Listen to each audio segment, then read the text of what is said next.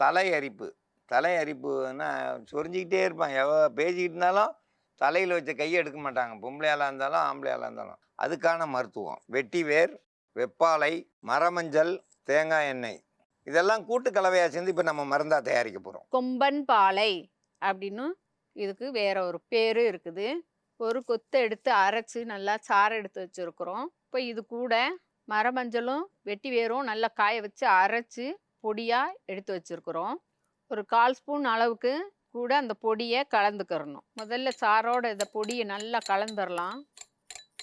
கூட தேங்காய் எண்ணெய் ஒரு 50 மில்லி அளவுக்கு கூட சேர்த்துக்கோங்க. இந்த எண்ணெயை எடுத்து நல்லா வேரில் படும்படியாக நல்லா தேய்ச்சிட்டே வந்தீங்கன்னாக்கா உங்களுக்கு அந்த புலப்புலன்னு உதிராது, அரிப்பு இருக்காது, பொடுகு, பேனு எல்லாமே வந்து சரியாயிரும். தலை அரிப்புக்கு இது ஒரு சிறந்த மருந்து. இந்த மருந்தை பயன்படுத்தி பயன்பெற வேண்டும் என்று கேட்டுக்கொள்கிறேன்.